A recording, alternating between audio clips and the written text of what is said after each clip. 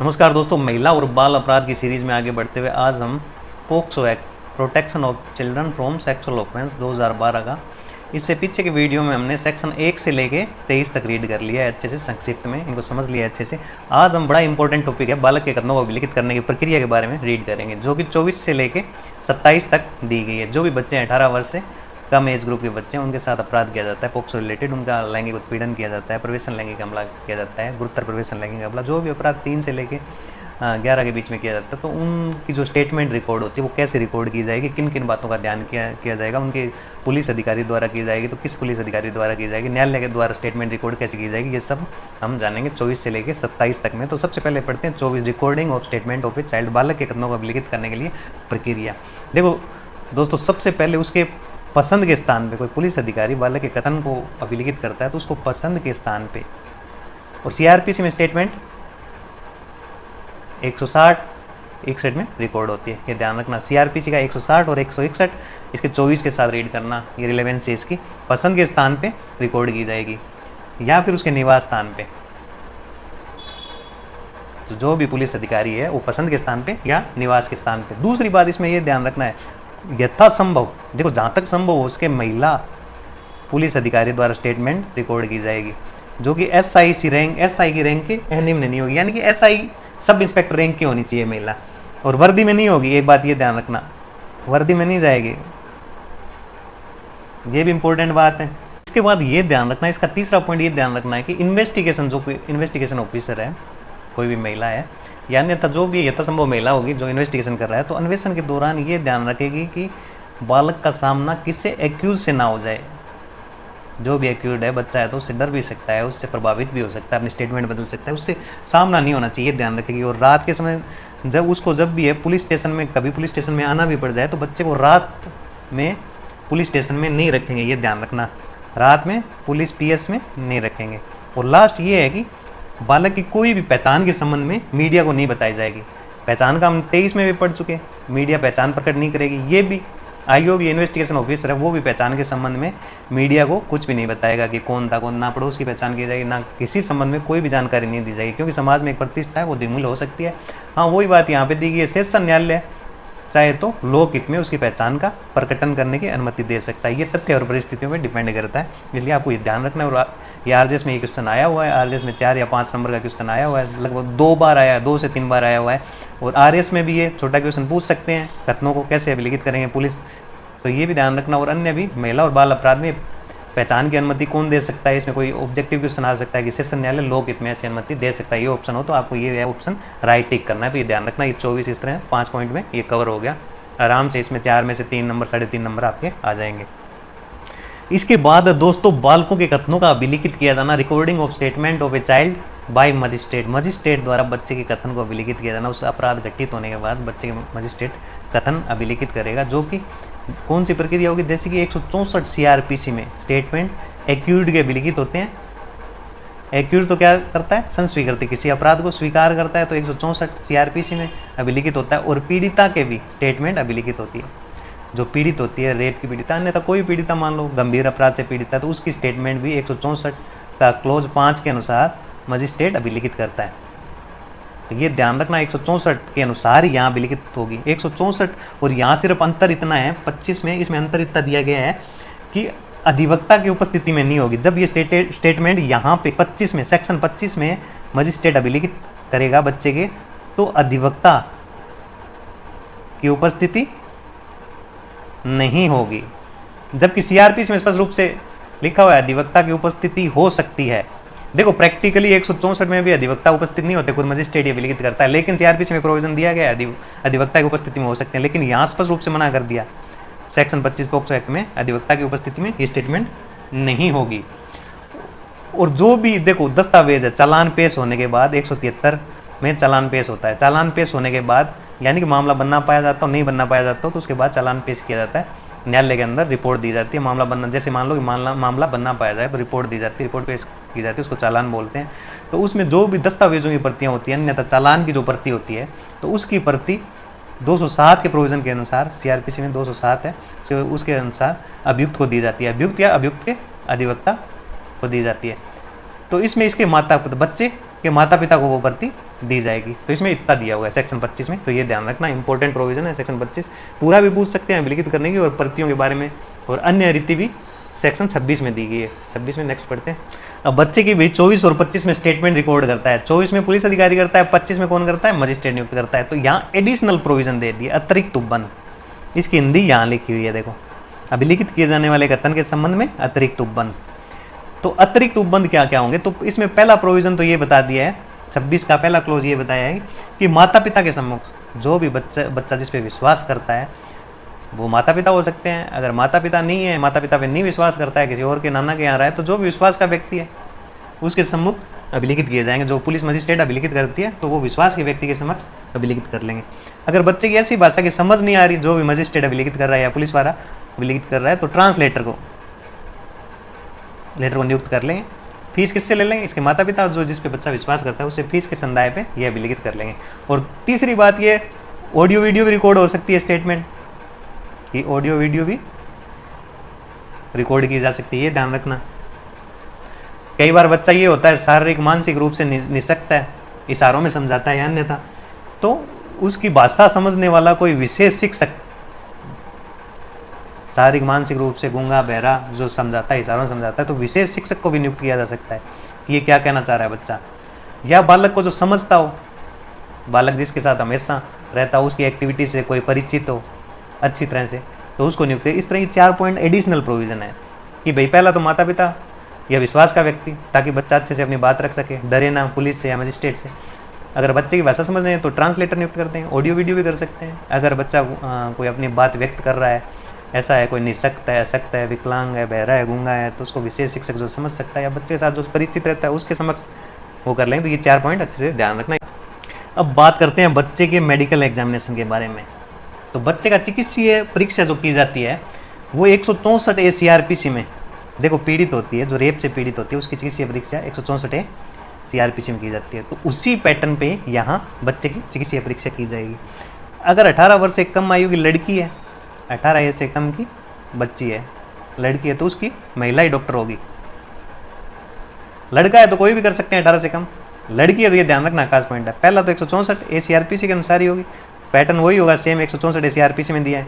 दूसरा ये है कि बच्ची है तो महिला डॉक्टर होगी, और किसकी उपस्थिति में होगी? तीसरा पॉइंट, माता पिता या विश्वास के व्यक्ति की उपस्थिति में हो सकती है। और चौथा पॉइंट ये कहता है कि यदि माता पिता नहीं है या विश्वास का व्यक्ति भी नहीं है, तो जो भी उस चिकित्सीय संस्था का HOD है, उसका प्रमुख है, तो उसकी उपस्थिति में होगी, और वो महिला होनी चाहिए, ये ध्यान रखना। तो इस तरह 4 पॉइंट इसमें इंपॉर्टेंट है, ये पूरा चैप्टर इंपॉर्टेंट है, ये ध्यान रखना। ये RJS में बहुत ज़्यादा पूछते हैं, सेक्शन 27 अकेला भी पूछ लेते हैं, और ये RS के एग्जामिनेशन में पूछ सकते हैं, और अन्यथा महिला कांस्टेबल या अन्यथा पुलिस कांस्टेबल या पुलिस के जो भी एग्जाम है उसमें ये बहुत ज़्यादा महिला और बाल अपराध के लिए बहुत इंपॉर्टेंट है कि इसमें ये पूछ सकते हैं कौन से 164 CRPC का। दूसरा ये पूछ सकते हैं कि 18 एज से कम आयु की बच्ची है तो उसका मेडिकल एग्जामिनेशन महिला, तो HOD मतलब माता पिता नहीं है तो किसकी देख रेख में मेडिकल एग्जामिनेशन होगा? HOD होगा, उस संस्था का प्रमुख होगा, कौन होगी? महिला होगी। तो इस तरह कितने क्वेश्चन बन गए इसमें, ये इंपॉर्टेंट है। तो नेक्स्ट चलते हैं विशेष न्यायालय। विशेष न्यायालयों की देखो स्पीडी ट्रायल डिस्पोज के लिए, जल्दी जल्दी मामले को निपटाने के लिए पोक्सो एक्ट का ये उद्देश्य था, बच्चों से रिलेटेड ज़्यादा अपराध बढ़ रहे हैं, इनको जल्दी जल्दी निपटाया जाए, इसलिए विशेष न्यायालयों की स्थापना की गई, जिससे कि स्पीडी डिस्पोज हो सके ये मामले, मतलब तीव्र गति से इनका निपटारा हो सके। इसमें सबसे पहले सेक्शन 28 विशेष न्यायालयों को पदाभिहित किया जाना, डेजिग्नेशन ऑफ स्पेशल कोर्ट।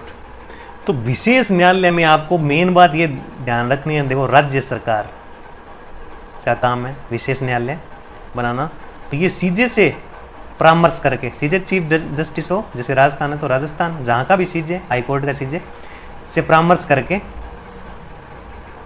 वहाँ का जो सेशन कोर्ट है, देखो कोई भी सेशन कोर्ट है, एक सेशन कोर्ट को विशेष न्यायालय के रूप में डेजिग्नेट कर देगी। ये विशेष मामले देखेगा, पोक्सो एक्ट के मामले देखेगा, इसके सेक्शन के तहत ट्रायल करेगा, और जिसमें जो भी पोक्सो एक्ट में अन्य धाराएं लगती है वो तो लगेगी, वो तो कोई दिक्कत नहीं है, पर उसको विशेष न्यायालय के रूप में डेजिग्नेट कर देगा, ये ध्यान रखना है। और इसी तरह कोई बच्चों से रिलेटेड कोई केस डील कर रहा है वो भी विशेष न्यायालय माना जाएगा। जैसे बाल अधिकार संरक्षण आयोग है, उस अधिनियम के तहत 2005 का एक्ट है, उसके तहत भी वो बालक न्यायालय, वो भी विशेष न्यायालय माना जाएगा, ये ध्यान रखना। इसमें इतना ही दिया गया और कुछ नहीं है, ज़्यादा इंपॉर्टेंट नहीं है, बस इतना ध्यान रखना। राज्य सरकार CJ से परामर्श करके सेशन कोर्ट को विशेष न्यायालय बनाएगी, इसमें इतना इंपॉर्टेंट चीज़ है।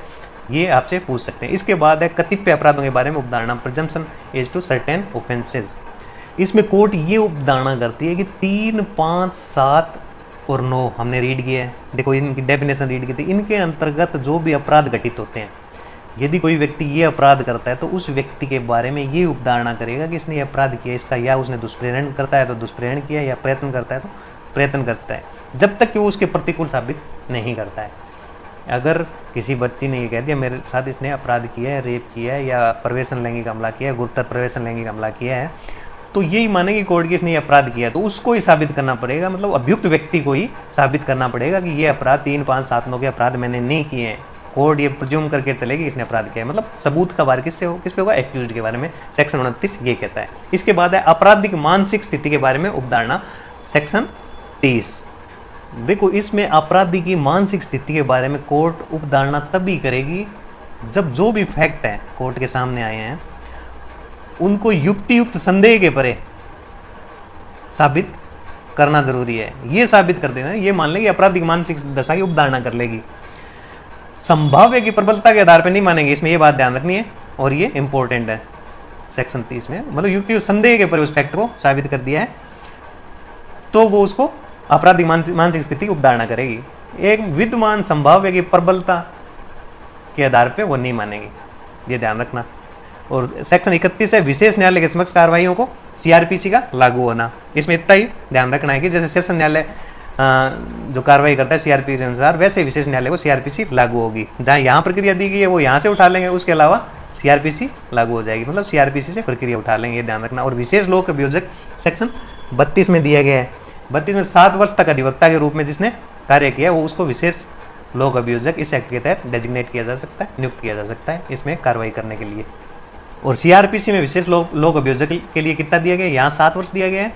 तो सीआरपीसी में ध्यान रखना, दंड प्रक्रिया संहिता सेक्शन 24 पढ़ोगे तो उसमें 10 वर्ष, स्पेशल पीपी के लिए 10 वर्ष तक का अनुभव होना चाहिए, यहाँ अधिवक्ता के रूप में 7 वर्ष सेक्शन 32 में दिया गया, ये ध्यान रखना इंपॉर्टेंट है। इसके बाद चलते हैं नेक्स्ट। तो दोस्तों सेक्शन 33 बहुत ज़्यादा इंपॉर्टेंट है दोस्तों, ये सीधा का सीधा मेन एग्जाम में आ सकता है। आरएस में छोटा क्वेश्चन बना के पूछ सकते हैं, अन्य एग्जाम में इसके जो बीच के छोटे छोटे बिंदु है पॉइंट वाइज वो पूछ सकते हैं। तो सबसे पहली बात आपको इसमें क्या ध्यान रखनी है कि जो भी विशेष न्यायालय है, ये विशेष न्यायालय कॉग्निजेंस प्रसंज्ञान, मतलब मामला इसके प्रसंज्ञान में कब आएगा, मामला कोर्ट के पास कब जाएगा, तो ये पुलिस रिपोर्ट पर, पुलिस जो रिपोर्ट पेश करती है 173(2) की, उस पुलिस रिपोर्ट पर या परिवाद पर। देखो सामान्यतः क्या होता है, पुलिस रिपोर्ट पर मामला पहले जाता है मजिस्ट्रेट के पास, फिर सेशन कोर्ट में जाता है, या विशेष कोर्ट है तो विशेष कोर्ट में जाता है, लेकिन ये बिना सुपुर्दगी के भी सीधे विशेष न्यायालय में प्रस्तुत किया जा सकता है, या परिवार सीधा प्रस्तुत किया जाता है, उस पर संज्ञान ले सकता है, मामले को ज्ञान में ले सकता है। और दूसरा पॉइंट ये है कि कोई स्पेशल पीपी हमने अभी पढ़ा है, या अभियुक्त का वकील, इसकी जो मुख्य परीक्षा करते हैं, प्रति परीक्षा करते हैं और पुनः परीक्षा, ये सेक्शन 137, 138 ये अलग से डिटेल से पढ़ेंगे, एविडेंस एक्ट के हैं, जिसमें कि इसका मुख्य परीक्षा क्या होती है, प्रति परीक्षा क्या होती है और पुनः परीक्षा क्या होती है, मेन एग्जामिनेशन, क्रॉस एग्जामिनेशन और री एग्जामिनेशन क्या होता है। तो ये जो स्पेशल पीपी है और अभियुक्त का वकील है जो इसकी परीक्षा करते हैं, तो सबसे पहले ये क्या करेंगे, इसकी मुख्य परीक्षा, प्रति परीक्षा, क्रॉस जो भी करेंगे, ये जो विशेष न्यायालय को उस बात को संसूचित करेंगे और विशेष न्यायालय उस बच्चे से वो क्वेश्चन पूछेगा, मतलब विशेष न्यायालय के मार्फत, विशेष न्यायालय का जो जज होता है उसके मार्फत उस बच्चे से क्वेश्चन पूछेंगे। बहुत ज्यादा इंपॉर्टेंट है, सीधे क्वेश्चन नहीं पूछेंगे, ना उसको डराएंगे धमकाएंगे, विशेष न्यायालय आराम से सॉफ्टली उस बच्चे से क्वेश्चन पूछेगा और वो बालक विशेष न्यायालय के मार्फत वो बच्चे से पूछे जाएंगे आराम से। और तीसरा क्या कि बार बार बीच में विराम दिए जाएंगे, गैप दिया जाएगा, आवश्यक समझे तो विशेष न्यायालय, बच्चा डरे नहीं और बच्चा आराम से सवालों का जवाब देता रहे। और मैत्रीपूर्ण वातावरण बनाया जाएगा, वहाँ पे परिवार के मतलब उसके सदस्य उपस्थित रहेंगे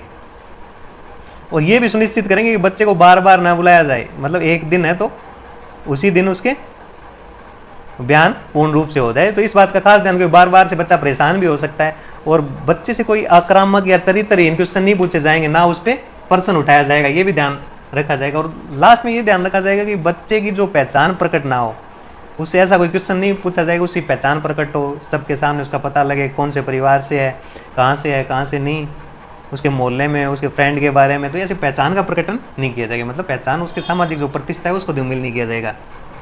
और दूसरी बात ये है कि उससे ये लगता है कि जो उसके साथ बच्चे के साथ कोर्ट को ये लगता है कि ये ऑफेंस हुआ है, उससे उसको मानसिक प्रताड़ना हुई है, शारीरिक प्रताड़ना हुई है, तो वो पनिशमेंट तो देगा ही, उसके अतिरिक्त जो भी वो प्रतिकर कंपनसेशन लगाता है उसकी मात्रा को बढ़ा सकता है। अतिरिक्त में कहने का मतलब अतिरिक्त प्रतिकर भी दिला सकता है, जो कि अतिरिक्त प्रतिकर क्या काम आएगा, जो बच्चे के पुनर्वास में या उसके और भी खर्चे हुए हैं उसके समाज में मुख्य धारा में जुड़ने के लिए जो काम में आएगा उस बच्चे पे ही खर्च किया जाएगा। तो ये ध्यान रखना विशेष न्यायालय की प्रक्रिया के बारे में। और विशेष न्यायालय को जो भी होगा तो कोर्ट ऑफ सेशन है, तो कोर्ट ऑफ सेशन को डेजिग्नेट करते हैं ऊपर हाईकोर्ट के परामर्श से, तो वो सीआरपीसी में कोर्ट ऑफ सेशन को शक्तियाँ होती है, वही विशेष न्यायालय को शक्तियाँ होंगी, इसमें इतना ध्यान रखना।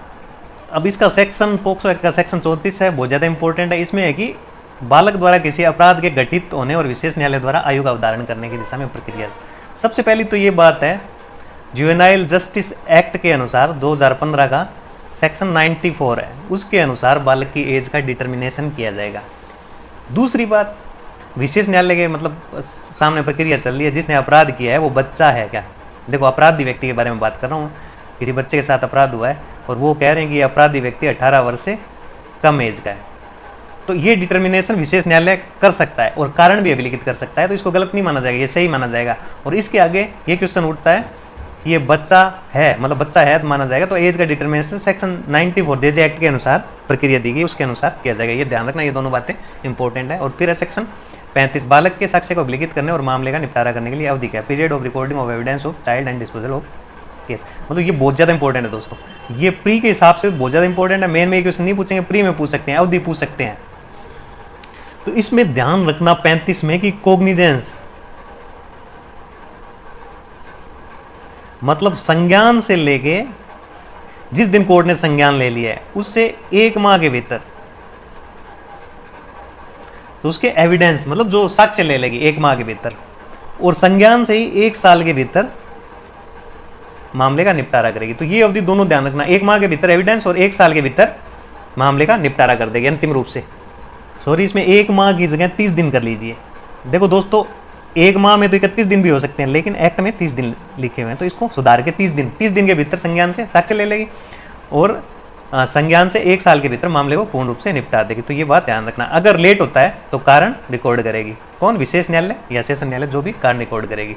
इसके बाद है सेक्शन 36, प्रमाणित करते समय बालक का अभियुक्त को न दिखना। ये मैं पहले भी बता चुका हूं कि जो भी है अभियुक्त और बच्चे का आमना सामना नहीं होगा, यदि आवश्यकता हो तो ऑडियो वीडियो के माध्यम से पेश कर देंगे, उसको दिखाना है अभियुक्त को, उसके सामने करना, उसके बयान हो रहे हैं ऑडियो वीडियो, या फिर बीच में ऐसा कोई पर्दा लगा दें जिससे अभियुक्त को वो बच्चा दिखता रहे, क्योंकि अभियुक्त के अधिकारों की रक्षा जरूरी है, क्योंकि अभियुक्त के सामने बयान होने जरूरी है, तो बच्चे को अभियुक्त नहीं दिखना चाहिए। ऐसा कोई व्यवस्था कर देंगे जिससे child not to see accused at the time of testifying, मतलब साक्ष्य होते वक्त बच्चे का अभियुक्त को न दिखना। इस मतलब बच्चे के अधिकारों में भी सुरक्षा होगी, यहाँ अभियुक्त की भी हो सके, बीच में ऐसा पर्दा लगा देंगे, अभियुक्त को बच्चा बयान देते हुए दिखता रहेगा जबकि बच्चे को अभियुक्त नहीं दिखेगा। इससे दोनों के अधिकारों की सुरक्षा हो जाएगी। बस 36 सेक्शन नंबर ध्यान रखना किस सेक्शन में दिया गया है, और इसमें कुछ ज़्यादा कुछ इंपॉर्टेंट नहीं है, बच्चे को नहीं दिखना। 36 अलग से सेक्शन दिया गया। और विचारण का बंद कमरे में संचालन, trial to be conducted in camera, बंद कमरे में क्यों करेंगे, ताकि बच्चे की गरिमा बनी रहे, उसके समाज में प्रतिष्ठा, उसका मतलब पहचान उजागर ना हो, इसलिए बंद कमरे में करेंगे।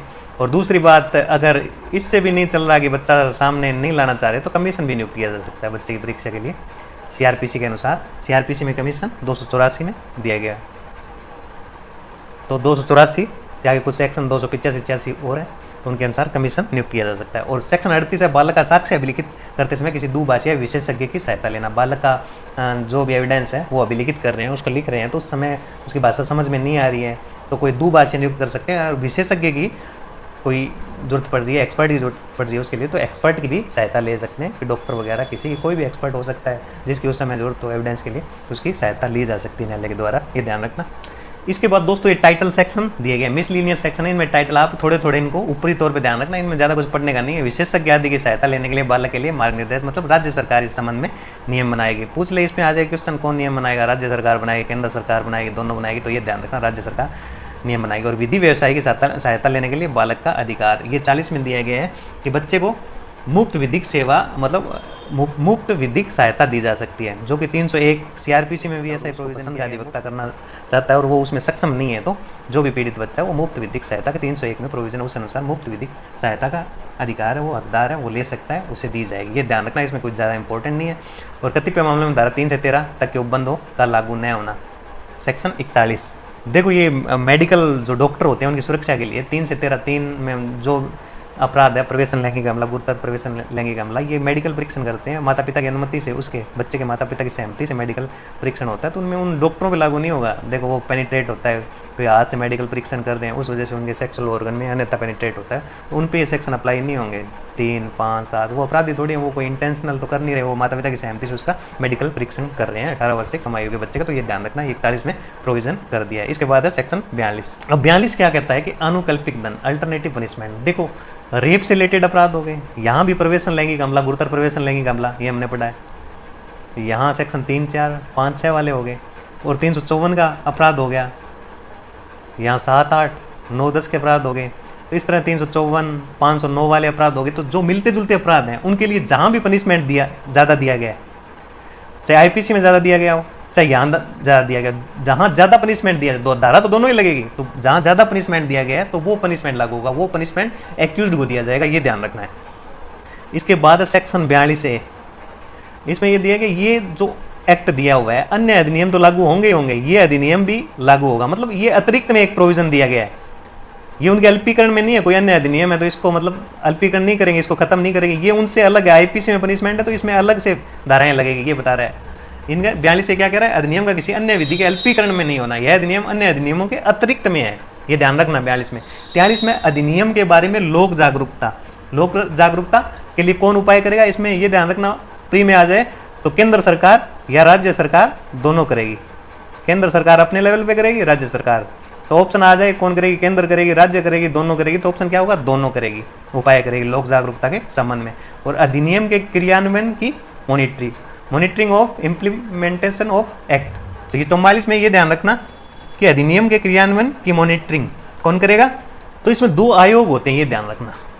केंद्र सरकार में राष्ट्रीय आयोग होता है और राज्य का राज्य आयोग होता है, तो ये दोनों इसकी मॉनिटरिंग करेंगे। मॉनिटरिंग आए तो राज्य आयोग, राष्ट्रीय आयोग, इतना ही ध्यान रखना है।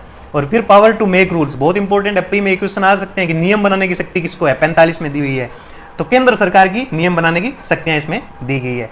यहाँ राज्य सरकार मत कराना, केंद्र सरकार की नियम बनाने की शक्ति है इसमें। और इसके बारे कठिनाइयों को दूर करने की शक्ति, इसको ज्यादा याद रखने की जरूरत नहीं है, कठिनाइयों को दूर करने की शक्ति टाइटल सेक्शन है, ये इतना ही ध्यान रखना। और इसमें भी कठिनाइयों को दूर करने की शक्ति में भी केंद्र सरकार राजपत्र में अधिसूचना द्वारा ये नियम वगैरह बना सकती है, जो भी है कैसे कठिनाई, इस एक्ट में जो भी कठिनाइयाँ आ रही है उनके लिए नियम बना सकती है, दूर कर सकती है। इसमें भी केंद्र सरकार नियम बनाती है, यहाँ भी केंद्र सरकार कठिनाइयों दूर करने की शक्ति केंद्र सरकार को पावर है, ये ध्यान रखना दोनों पॉइंट। और एक अनुसूची दी गई है इसमें लास्ट में, जिसमें कि आर्म्ड फोर्सेज और सिक्योरिटी फोर्सेज जो भी होती है वो गठित, उनके अनुसार जो गठित होती है उन कौन कौन सी आर्म्ड फोर्सेज और सिक्योरिटी फोर्सेज मानी गई गठित की गई, इसके अनुसार 2 इसमें A से लेके R तक पॉइंट दिए गए, जो कि आर्म फोर्सेज सिक्योरिटी फोर्सेज को सम्मिलित किया गया, वो दी गई, जो आप डिटेल से उसमें एक्ट के लास्ट में, इसको याद रखने की जरूरत नहीं, बस ये ध्यान रखना शेड्यूल में आर्म फोर्सेज के बारे में, सिक्योरिटी फोर्सेज के बारे में बताया गया। तो दोस्तों आज ये एक्ट कंप्लीट हो गया, तो आज के लिए इतना ही।